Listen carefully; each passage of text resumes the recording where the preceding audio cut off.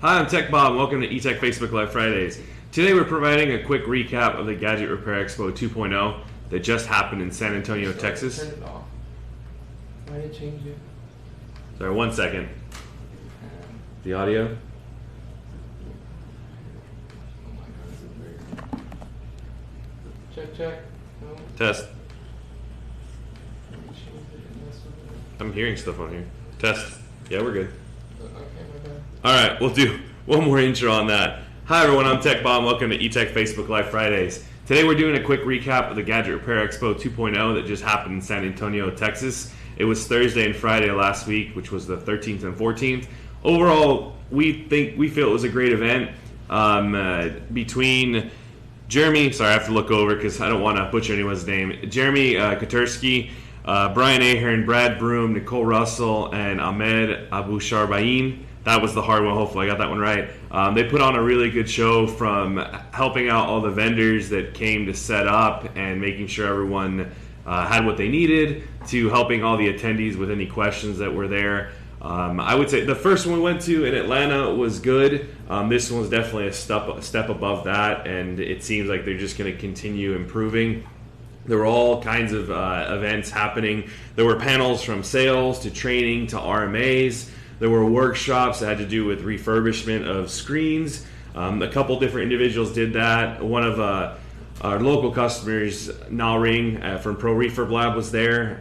Javier from Mr. Phone Fix It. Sorry, I'm trying to remember all these people off the top of my head, but overall, really good event on the workshops. And what we found was the overarching kind of message was that everyone was there to be successful, and that's not just on the attendee side, but you could feel that from the vendors too. But on the attendee side, there were a lot of good questions being asked, like, what do you recommend to do for microsoldering? What do you recommend to do for other repairs? The workshop that we held on back glass replacement, we had a pretty good mix of people that aren't doing back glass and that are doing back glass, which shows that there's still definitely a good amount of interest in that, and there's also the side where they've been doing it, but there's pain points to it. And our goal in the workshop was to help work through those pain points to make it easier for those doing that repair. We also had there was a microsoldering competition, which was a pretty cool event. It was definitely one of the first of its kind. There's been events that are tech versus tech before, like taking apart a 4S, but this one was on the microsoldering side, which was cool. Our own microsoldering tech, Hector, took part in the event. He didn't win. Dustin Mahaffey ended up winning, but Hector got third, and he's definitely looking forward to going to the next one. The competition was, so the way they structured it was pretty cool too. So there was a test that was basically asking questions on microsoldering, things that if you have been in the space for a bit, you should know. It was a written test, and then if you qualified on that test, you then did the live repair, which was a TriStar replacement, which basically they took the TriStar off, they reballed the chip, and then they put it back on, and it had to work, which was cool. I will say, from what I recall, not all of them worked, and timing-wise, time was the factor for winning too. I believe the winning time was around 6 minutes, which was Dustin. I don't remember Hector's exact one, but I know it was at least longer than that. So that was a really cool part of the event. And then it was cool to meet a lot of different people attending. Some of our own current customers, and then also people in the area. There were a lot of people represented from Texas, which obviously because it was San Antonio, but also a good amount of Spanish speakers. There were some pretty big names from the microsoldering space, like Edgar, Jonathan, they were there, and Hector got to speak with them a lot too. And it's funny, the industry seems so massive, but there's a lot of things that are pretty common between tech to tech or vendor to vendor. I know we were talking to some attendees and they were bringing up certain things and with past phones issues or repairs, and we were all kind of reminiscing on different things, and it was just cool to talk to everyone. And we definitely saw that there was a need in the repair space to have something like this type of expo, because without this, you rely on everything that's online, and it's just different seeing it in person. You have different options to choose from, and that's really what it was. It was all the vendors that were there, which there were over 50 vendors, at least from my count. That may not be 100% accurate, but there were a lot of vendors there that were trying to offer those options to attendees, whether it was they need help with training, or they need help with microsoldering, or tools, or accessories or parts, you name it. The vendors were there to help with that, including us. So I'd like to thank everyone that did go to the show. If you were on the fence about going to one of these Gadget Repair Expos, I would say the more we've got, that's what's the best way to put this? This is the second we've gone to, and even more we see the value of it. So we don't know for sure if we're attending the next one. Just everything has to line up on the calendar, but we do know when it is. From what we've been told, Orlando in May. Don't know exact dates, and I don't know if that's 100% verified yet either, so if that's not the case, don't hate me. That's just what I was told. So definitely looking forward to that. Hoping we can make that show too, and that anyone that did attend did find good value there. Aside from the event, just wanted to we wanted to show a couple of quick pictures of the event. Scott's going to switch over to that. Just some stuff we took. So here, Hector. So the other thing, the Microsoldering event, it was on an actual boxing ring or a wrestling ring, I guess, basically a ring. You have Jessa Jones and Mark, and I keep forgetting his, I believe it's Mark Schaefer, and Hector up there. So this was the first round, and then I believe the person he was competing against, which it wasn't necessarily head to head, it was just two people up there at the same time.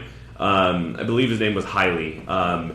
But they had to use the same equipment, so I know that was kind of a curve, or not a curveball because they knew of it beforehand, but every microsoldering person, just like every tech, has their own specific preferred screwdrivers, tweezers, hot air rework station, soldering iron. So they all had to use the same stuff, and it was pretty cool seeing that live. I will say the audience was pretty packed most of the time, especially for the final. I would estimate there were probably a total of like 40 chairs right there ringside. You can kind of see the people's heads. And those were full, and then plus a bunch of people standing behind that. So pretty good turnout for that. You can switch over to the next image, Scott. This is us at the booth. This is actually on setup day. We had a bigger booth this time, thanks to the Gadget Repair Expo team. We had two tables on the left and right. The left-hand side showcased our laser machines, and on the right-hand side showcased our tools, and the center had a bunch of the giveaway stuff we have, which that's another plus to these shows. There's a lot of giveaways from competitions to like freebies. We were giving out little notebooks, koozies, and microfibers, which all have our information on them. And then this is a picture of us outside the room. Again, this was on setup day. The other cool thing about this one is we were allowed in the event space the day before the actual expo, so we kind of got to check it out. And I would say, space-wise, this was great. It was big enough to where it didn't seem like we were all packed together, but not too big to where you're walking like half a mile to find where you're supposed to go, or a quarter mile where you're supposed to go next. All the workshops were upstairs. That was that picture of us upstairs outside the workshop room. This next one is just, again, in front of our booth. It's Bryce, our sales director, myself, and Hector standing there. This was, again, setup day, just showing that. That's Bryce talking to a customer. I didn't get a very good angle there, but he is talking to someone. He's not just talking to himself, we promise. And then that was the last one, right, Scott? Okay. And if you haven't seen on our Facebook or Instagram, we're posting more pictures as they come through.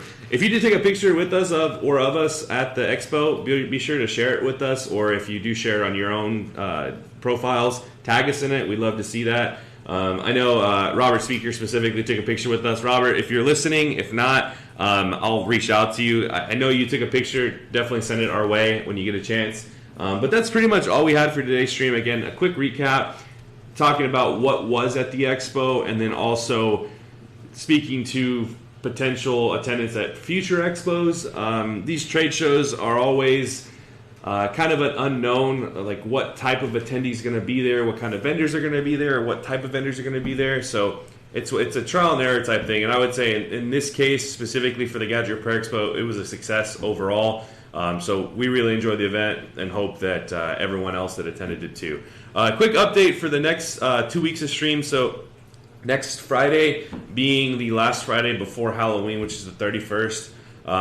Wanted to do something Halloween themed, but in the repair space, it's kind of hard to do that. So we landed on tech fears and how to overcome them. So if you've ever, say you have a device you have PTSD with, like, oh no, I'll never touch a let me think of one. A Google Pixel 3 or a 2, or there was one of those pixels that was a nightmare. Not specifically for me, but the text had mentioned it. But I think mine was barely starting out microsoldering or soldering Galaxy S3 charging port, which now is super easy. But back then, without knowing like certain temperatures and stuff, I overheated a board, which is possible. So that was my nightmare device for a while. But again, it happens, and that's kind of what we're going to speak to in the stream. It won't be a long one, I would say sub 10 minutes, but we'll speak to, if you have that device, how do you overcome that? And whether it's been in a basic repair, a microsoldering repair, a back glass repair, we're going to speak to those different things and how to get past it. Because at the end of the day, the goal is to be successful in the business or in your repairs.